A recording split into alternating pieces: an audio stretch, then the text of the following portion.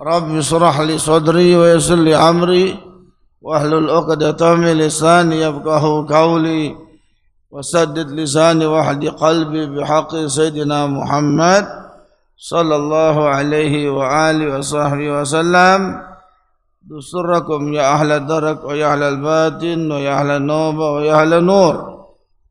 Qala al-muallifu rahimallahu ta'ala wa nabi Abdullah bin Tahir rahimallahu ta'ala wa nafa'ana bi ulumihi wa bi kitabihi bi darina amin bi kitabihi sulamu taufiq ila mahabbatillah ala tahqiq. Mazilna di dalam kitab Sulamu Taufiq, terakhir masih di dalam ahkamu tadhizil mayyit sebelum masuk ke bab zakah, menghabiskan, menyelesaikan pada malam ini terakhir mungkin ini ya daripada majelis, karena bulan depan udah bulan Roah, biasanya udah penutupan biasanya ya. Ini terakhir taklim kita ya, kita selesaikan yang berkaitan dengan tadhizil mayyit. Terakhir apa pembahasan terakhir? Menguburkan mayit sudah belum? Sampai menguburkan pembahasan. Ada beberapa hal yang perlu diketahui. Kita bahas sedikit masalah-masalah di dalam menguburkan mayit. Bahwasanya disunahkan yundabu an yamkutha jama'atun ba'da dafni yas'aluna lahu tasbit wa yastaghfiruna lah. Ini kita ambil lagi kitab Taqiyat Sadidah saja sebagai takmil penyempurna dalam kitab Sulamu Taufiq.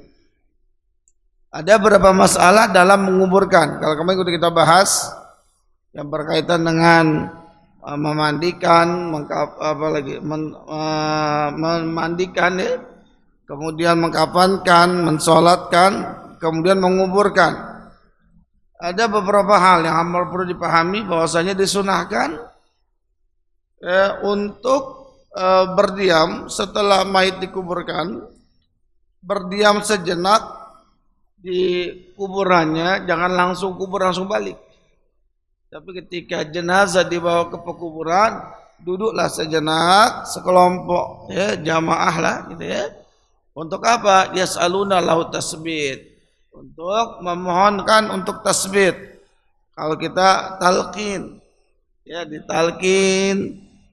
Itu disunahkan tuh si mayit. Jadi jangan langsung nguburin, ditinggal aja. Ya, jangan.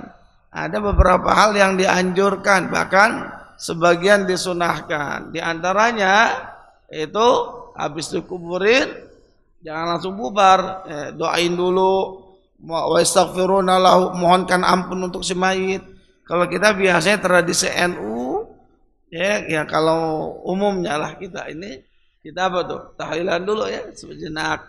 Tahlilan, hadiahin pahala, setelah talqin baru bubar, bukan gitu. Nah, jadi jangan langsung. Karena yang namanya mayit ketika dikuburkan, dia terasa, dia sendiri dalam kubur, dan dia terasa orang terakhir yang meninggalkan kuburan 7 langkah itu malaikat baru datang. Jadi orang terakhir yang pulang dari kuburan 7 langkah dia dari kuburannya, malaikat baru datang. Malaikat Munkar dan Nakir menanyakan perihal yang memang harus ditanyakan di dalam kubur. Ditanyakan man rabbuka wa man nabiyuka dan seterusnya. Ya, makanya ya di situ disunahkan tasbit dulu.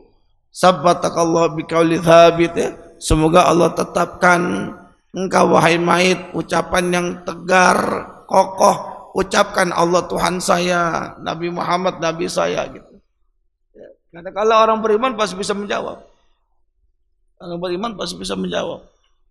Tapi kalau dia nggak beriman sama Allah, kalau ketika dia nggak bisa menjawab, bermasalah dalam kubur. Ya, dalam kubur itu fitnahnya. Kalau ditanya apa itu fitnahnya kubur? Fitnahnya kubur itu soal al-munkar wa nakir, pertanyaan mungkar dan nakir. Itu fitnahnya kubur. Ya, bahkan Munkar dan Nakir, kalau orang yang didatangi itu orang soleh, itu berwajah manis, sejuk. Tapi kalau yang didatangi itu semayit orang yang toleh, kebalikannya saleh, orang yang bukan baik, ya, maka dia bermuka masam, sangar, ngelihatnya aja udah azab. Sebelum ditanya dia azab, ngelihatnya udah azab, ketakutan. Ya, nasallallahu alaihi wasallam. Semoga Allah jaga kita semua. Ya, hakeza. Makanya mumpung kita di dunia ini dikasih kesempatan. Ya, dikasih kesempatan. Umur kita sampai sekarang Allah masih tetapkan, tandanya Allah masih memberi kesempatan kita untuk bertobat, memohon ampun, berbanyak ibadah. Karena hakikatnya manusia dicipta untuk ibadah, enggak yang lain, enggak. Ya, memang manusia diciptakan di muka bumi buat khalifah. Tapi khalifah tersebut, ya, sebagai pemimpin di muka bumi untuk apa? Yang memimpin daripada syariatnya, yaitu jalani syariatnya, ibadahnya dan seterusnya. Nah, yang kedua, yahrumu dafnu sunain min jinsain bi qabrin wahidin haitsu la mahramiyah. Hukumnya diharamkan menguburkan dua orang pada satu kuburan, haram hukumnya. Dari dua jenis, laki dan perempuan yang tidak ada ikatan mahram, dikumpulkan di satu lubang kuburan, laki perempuan yang bukan mahram, haram hukumnya. Sebagaimana hidup, ketika hidup di atas muka bumi, laki-laki dan perempuan, ya, tidak boleh berbarengan yang bukan mahramnya. Begitu pula dalam kubur sama, nggak boleh, ya, kecuali kalau ada ikatan mahram, walaupun ala khilaf. Ulama ada beda pendapat. Yang penting yang perlu kita pahami, tidak boleh satu kuburan dua orang yang bukan mahramnya. Kalau dia sejenis gimana? Kalau sejenis nggak masalah, laki dan laki, perempuan dan perempuan. Kalau sejenis nggak masalah. Kemudian hukumnya makruh, yukrahul julus ala qabri muslimin. Makruh hukumnya duduk di pekuburan muslim. Kadang-kadang kan kita duduk aja tuh. Duduk makruh tuh. Termasuk makruh nginjak kuburan. Makruh, ya. Wal ittikau alaih, nyender sama kuburan. Hukumnya makruh tuh. Baiknya jangan, kecuali kalau ada hajat, ada keperluan, misalnya emang rame, nggak mungkin kita sampai ke pekuburan kecuali mesti melewati pekuburan lain, darurat, boleh-boleh saja. Tapi kalau tidak ada hal seperti itu, baiknya jangan, karena dimakruhkan. Gitu. Kemudian yang keempat, wala yukrahul masyu bil maqbarah bina'li ghairu mutanajjis. Tidak makruh hukumnya berjalan di pekuburan dengan sendal yang tidak mutanajjis, tidak makruh. Jadi maknanya apa? Orang memang kalau adab ziarah lepas sendal. Adabnya masa pekuburan. Tapi kalau orang misalnya pakai sendal gimana? Enggak makruh juga. Cuma kurang beretika. Gitu ya, masuk kuburan. Apalagi kalau kuburannya itu kuburan yang manbush, kuburan yang memang silih berganti, sekian tahun ganti lagi. Otomatis tanah yang diangkat ke atas kan udah campur dengan bangkai mayit. Tanahnya udah nyampur najis, ketika itu wajib pakai sendal dia.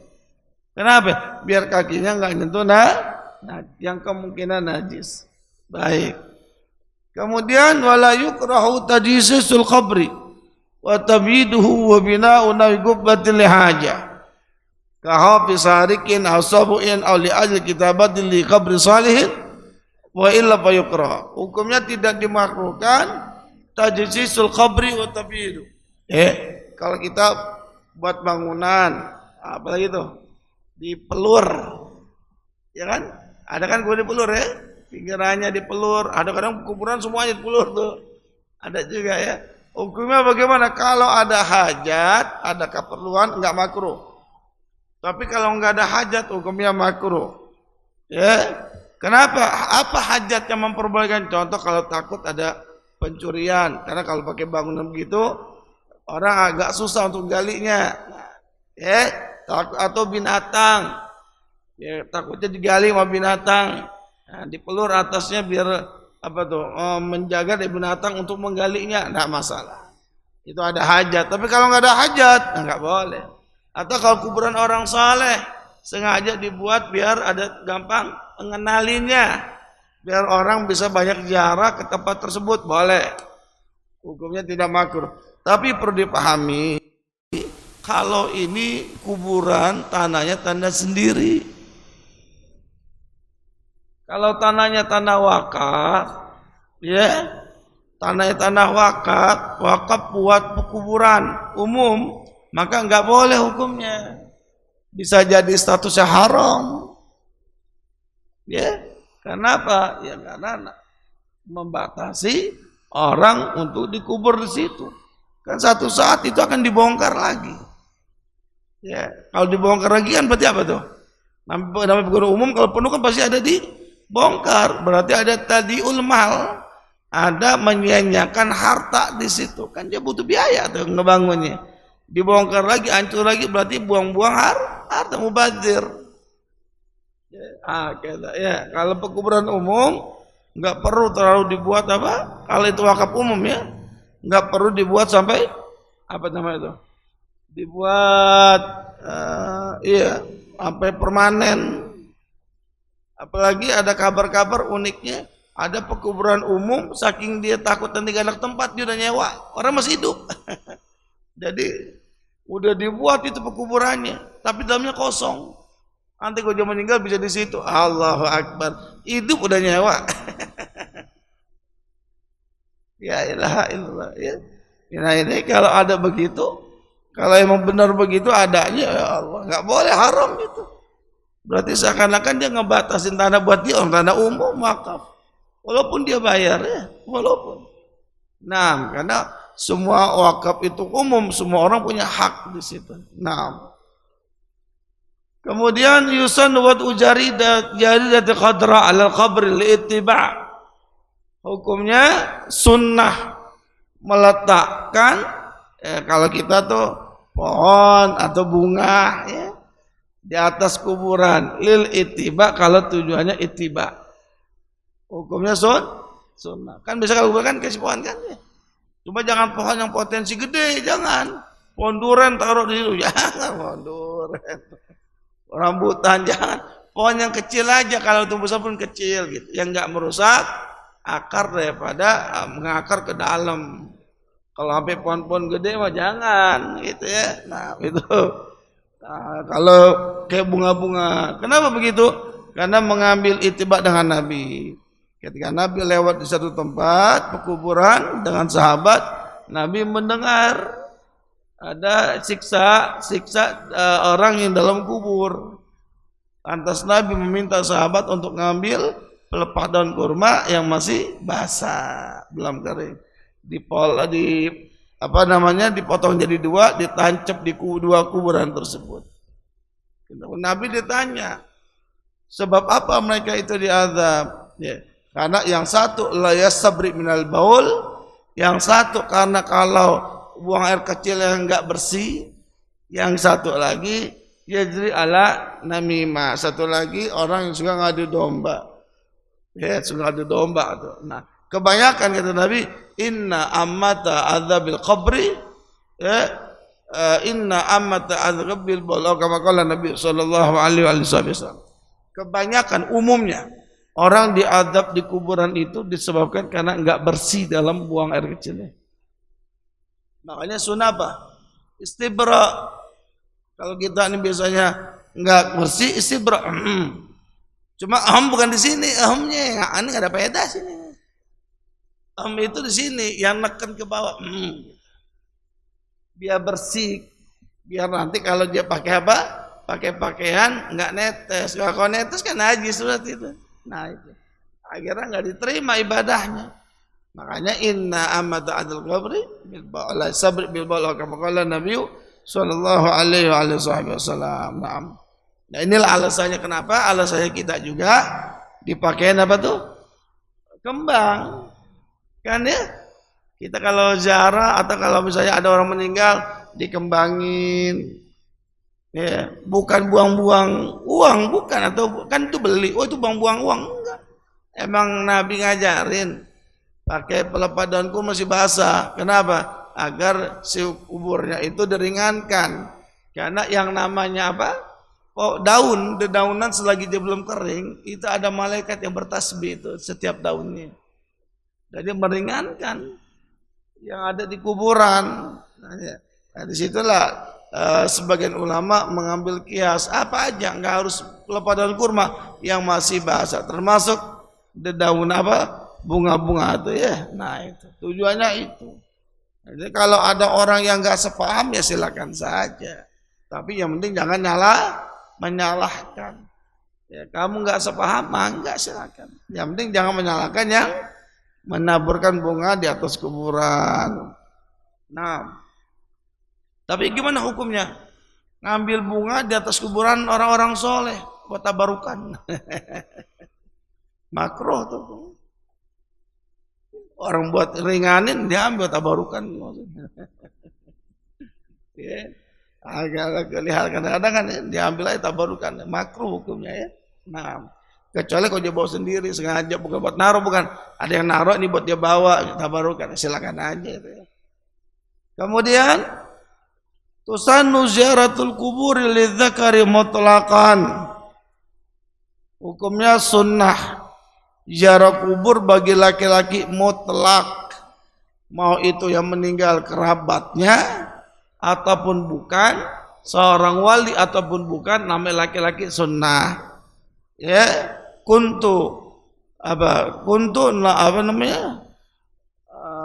nahaitukum an ziaratul kubur. Dulu kata saya melarang kalian ziarah kubur, kata Nabi. Wal'an fazurruha, sekarang kalian ziarahlah. Kata atau kama qala Nabi sallallahu alaihi wasallam. Jadi dulu sama Nabi ziarah kubur di awal-awal emang dilarang.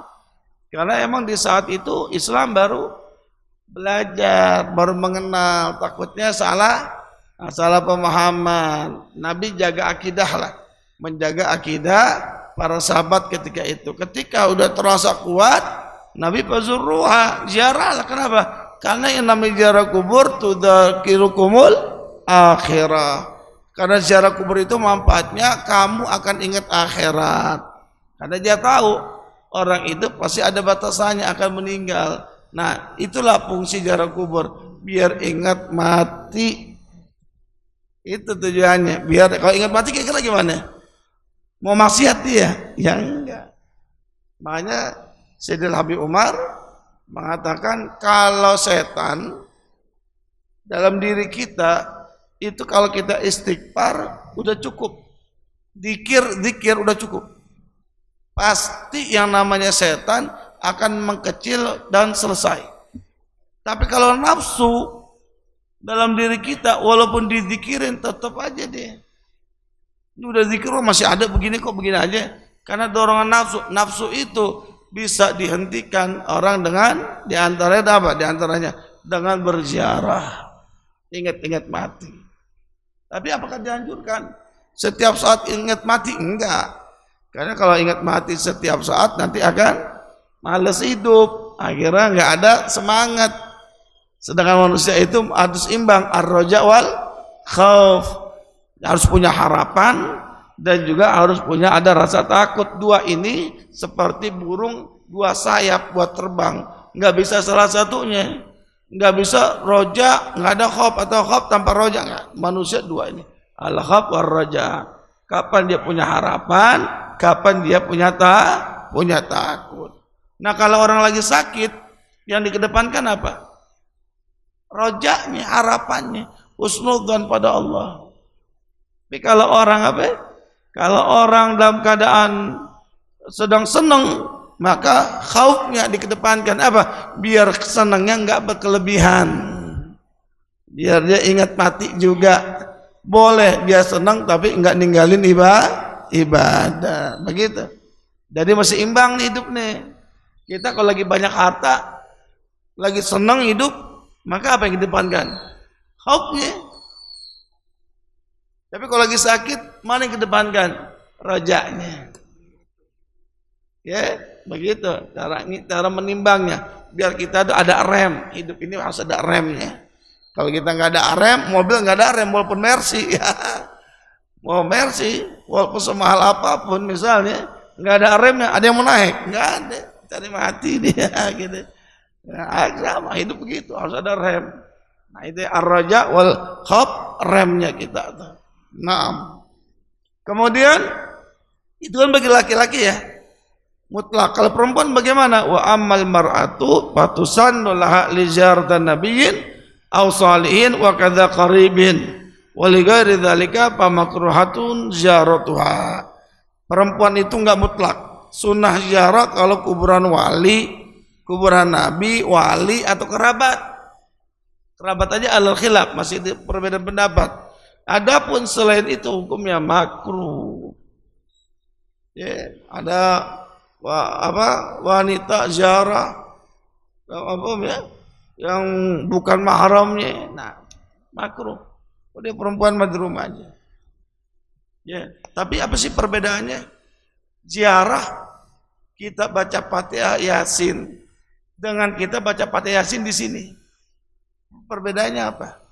Kalau Fatihah Yasin ketika kita baca di depan kuburan itu langsung nyampe pada si mayit.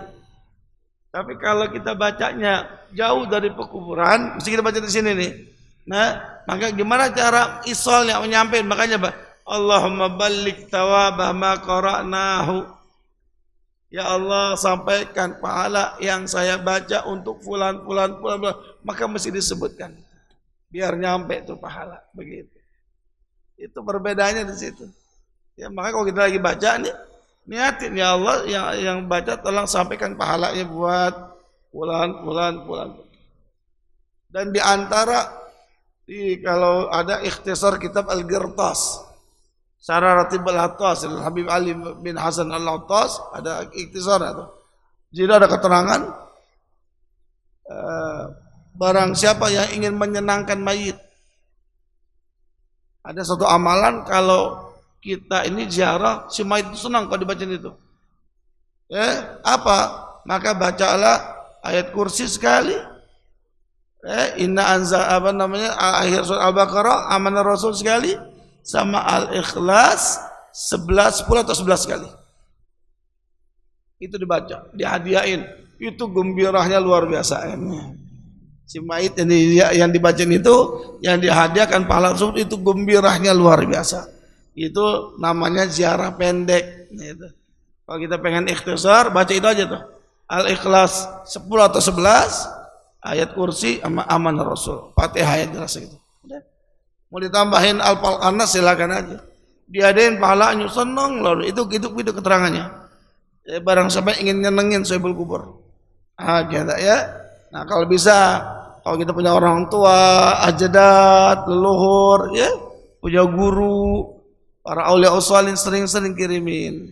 Habis sholat, ya, atau kita lagi lewat sering-sering kirimin, biar ada koneksi, apalagi orang-orang saleh, biar kita terkoneksi dengan mereka.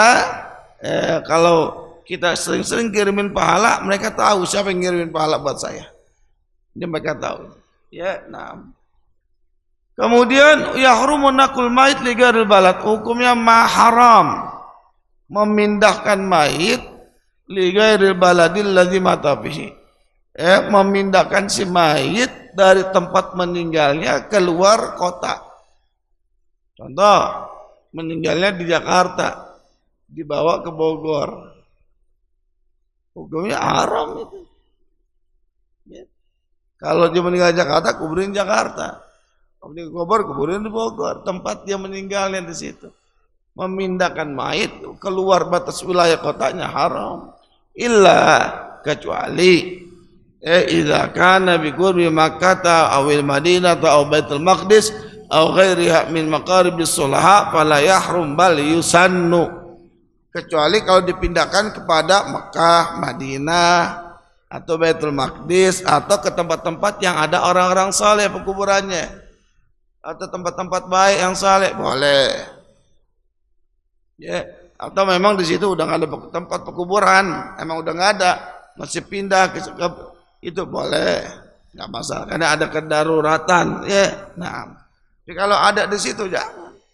Kadang-kadang banyak orang gini, ya, saya pengen kamu meninggal, pengen di kampung aja dibawa. Ya, cuma kalau emang di situ bisa, di situ aja. Kalau emang nggak bisa darurat, nggak bisa, karena membuat mengurusnya keluarganya banyak di sana, darurat, ya silakan saja. Tapi kalau nggak ada kedaruratan, nggak ada darurat, nggak ada hajat, dia di situ lah kuburkan. Ya, nah itu. Kata. Bahkan kalau tahu tempat itu tempat orang-orang saleh, pengen dikuburkan di tempat orang dekat orang-orang saleh, pokoknya bahkan disunahkan ya, bahkan disunahkan. Baik, jelas sampai sini ya. Nah, itulah masalah-masalah yang berkaitan dengan apa tadi, menguburkan mayit. Kemudian takziah. Di antara yang disunahkan ada orang meninggal yaitu kita takziah. Apa takziah bahasa kita? Nyelawat. Layat atau nyelawat. Nyelawat apa hukumnya? Nyelawat hukumnya sunnah. Hukumnya sunnah tuh nyelawat tuh. Tapi yang pasti kalau nyelawat jangan nyusahin lagi. Gimana sih? Takziah itu secara hukum, secara syariat, terminologinya apa sih? Al-amru bis sabri wal hamlu alaihi biwa'dil ajri wa tahdhiru minal jazai wa du'au lil mayyit bil maghfirati wa lil musabi bi jabril musibah. Nyelawat itu maknanya kita datang terus apa? Nasihatin sabar ya. Nah itu sabar. Kita kasih semangat gede pahalanya. Bukan orang orang meninggal justru iya, dia udah sedih ditambah sedih lagi. Iya, dia cerita, iya kemarin baruan sama ngapain gue cerita gitu. Orang meninggal diceritain macam-macam udah. Iya, ini orang meninggal mau begini ya, karena begadang mulu sih begini akhirnya. Meninggal cepet ya jangan. Orang yang musibah, yang ditinggal musibah, ya ahli musibah udah kasih motivasi hidup sabar, pahalanya besar, ya doain bagi mayit, begitu caranya. Senengin sih yang sohibul musibah, senengin, jangan dibuat sedih. Nah, hukumnya apa? Hukumnya takziah sunnah. Sunnah takziah atau aqrabil mayit, sunnah hukumnya ya. Kalau yang ditakziahi kerabat semayit, kecuali kalau kerabatnya hanya ada asyabah, seorang wanita yang ditinggalkan, wanita anak muda, ya, nah itu tidak disunahkan hukumnya. Tapi kalau kerabat mayit, ada orang meninggal, kita datang, apalagi tetangga kita ya, nah kita sunnah datang hukumnya, pokoknya nyenengin deh, intinya nyenengin. Nah, apa sih keutamanya besar? Dikatakan dalam satu hadis Nabi Sallallahu Alaihi Wasallam yang tertera dalam kitab ini, Nabi bersabda, "Ma min muslimin yu'azzi akhahu bi musibatin illa kasahullah min hulal karamah yaumil qiyamah." Barang siapa atau tidaklah seorang muslim ngelawat saudaranya yang terkena musibah. Musibah ini para ulama mengatakan apakah harus orang meninggal? Enggak mesti. Atau orang yang terkena musibah enggak meninggal, kecelakaan dan lain-lain lah pokoknya. Ya, pokoknya bentuk musibah, sakit, ya. Apalagi orang meninggal. Kita datengin, apa katanya? Illa kasahullah min hulal karamah yaumil qiyamah. Nanti dipakaikan oleh Allah untuknya perhiasan kemuliaan, pakaian kemuliaan di hari kiamat, ternyata. Jadi dimuliain sama Allah dari kiamat. Baik. Ya, bahkan dalam hadis lain, man azza musaban falahu mislu ajrihi, ternyata. Barang siapa yang mentakziah orang yang terkena musibah, maka dia dapat pahala sama seperti orang yang terkena musibah tersebut. Itu pahala yang sama. Makanya kalau orang ini datangin, apalagi kalau itu orang soleh, wali, apalagi ya. Nah, Kapan waktunya? Waktuha min ba'di dafni ila salasati ayyamin hadir. Waktunya takziah itu kapan sih? 3 hari selepas dikuburin bagi yang ada di situ. Jadi hanya 3 hari. Lewat 3 hari udah jangan takziahin lagi. Jangan kenangan duka dibuka kembali gitu. Kenapa 3 hari? Karena umumnya orang hilang rasa sedihnya itu 3 hari biasanya. Jadi kalau 4 ke 5 udah cukup. Apalagi dia cerita kenangan ini lagi, mewek lagi dah akhirnya. Orang udah hilang-hilang, udah agak kuat, diomongin lagi, cerita lagi, nangis lagi. Ya, gitu. Manusia kadang-kadang.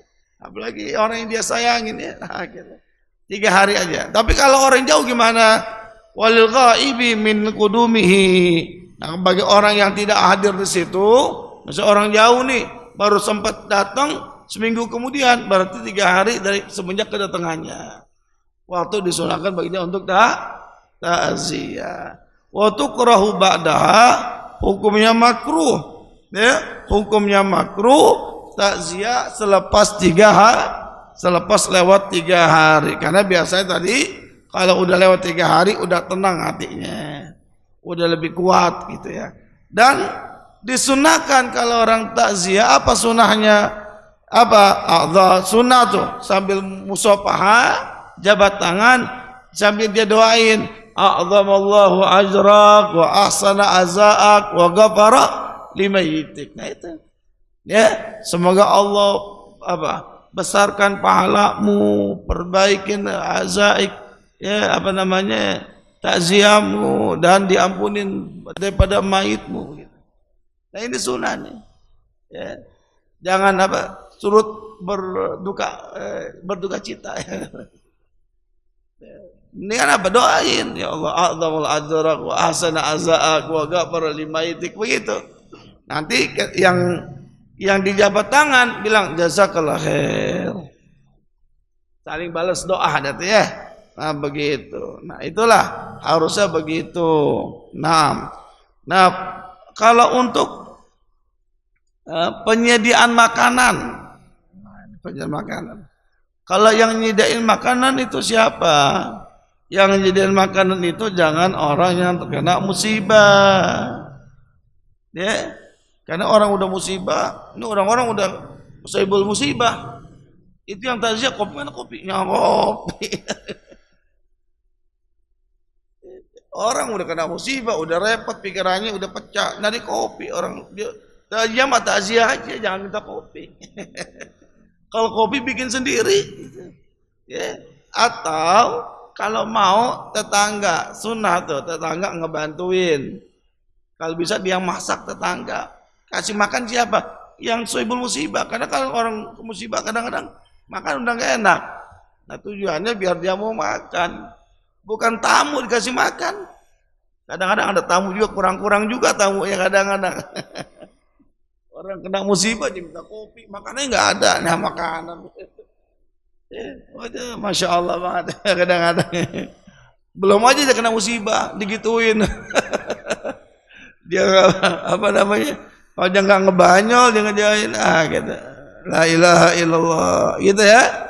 Jadi sunnah tuh bagi tetangga, kerabat mayit jauh untuk buat makanan. Kapan, berapa hari? Yaumihim fi yaumihim wa lailatihim. Cukup sehari semalam aja tuh. Sehari semalam itu sediain makanan dah. Makanya tetangga yang perempuan-perempuan masak dah tuh. Kalau kopi minta sama dia aja dah gitu. Makanan minta sama dia. Yang ditinggal takziah jangan direpotin lagi. Kadang-kadang nyari aqua enggak ada.